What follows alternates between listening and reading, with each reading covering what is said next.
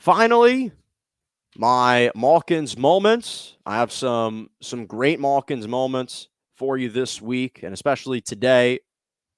First, we start in the NFL with Cam Newton.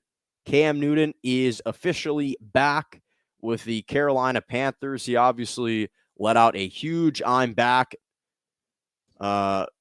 exclamation after he scored a rushing touchdown. It's just such a touching and a heartwarming story to see Cam Newton back with the Carolina Panthers. On his first two touches, he scored two touchdowns, a rushing touchdown and a passing touchdown to Robbie Anderson. And the Carolina Panthers with him now have a chance to make the postseason. They're 5-5. They beat the Arizona Cardinals yesterday on the road, 34-10. Obviously, it was without Kyler Murray and DeAndre Hopkins. But what added to the sentimental value of that win for Cam Newton specifically is here you have a guy who was drafted by the Carolina Panthers in 2011, number 1 overall out of Auburn. His last collegiate game that he ever played for Auburn, he defeated Oregon in the national championship game at State Farm Stadium. This is the stadium that the Arizona Cardinals play in.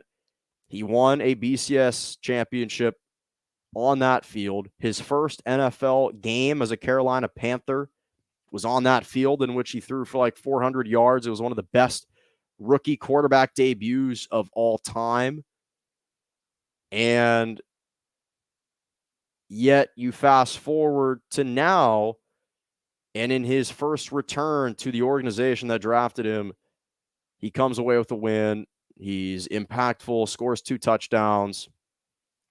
It's just a beautiful story for a guy that was just kind of thrown to the curb and wasn't really given a chance. The last time he started was last year for the Patriots. Then, because of COVID, he had some inconsistencies down the stretch. He was discarded by the Panthers midway through, really kind of earlier on in the 2019 season. And everyone was wondering what was going to happen to Cam Newton. And again, it's just fitting that 2015, here you have this guy who won the MVP for the Carolina Panthers, led them to the Super Bowl. And now he's back with that franchise and with that organization. And of course, it's only fitting that next week they're taking on Ron Rivera and the Washington football team. I would imagine that the two of them will have a special embrace together for what they both have had to overcome and endure, but especially probably Ron Rivera looking at Cam Newton, what he's meant for his own career. It was just a touching kind of moment and made, I think, all NFL fans a little bit teary, a little bit, in the words of Aaron Rodgers, a little misty to see him out there and to see how emotional he was in his post-game remarks. I can't imagine what the man has had to overcome just emotionally. It's a sensational story. Sensational story. And the Panthers, listen, he's 32. They had lost 5 of their last 6 games, so he's actually helping them out in the win column. Okay, transitioning to college football. So Kansas somehow inexplicably upset Texas on the road. They beat the Longhorns in overtime, 57-56, and they had the stones and the gumption to go for 2 in overtime. And here's the really just great story. Guy by the name of Jared Casey, who is a walk-on, who had never played an offensive snap for Kansas, for their football team. He was the one who caught the game-winning 2-point pass to complete the 2-point conversion. Was this kid, Jared Casey, out of Kansas. Hadn't been a part of any offensive snaps. And he makes the game-winning play for the 1-8 at the time, 1-8, now 2-8, Kansas Jayhawks to go on the road and upset Texas 57-56. Just a great moment.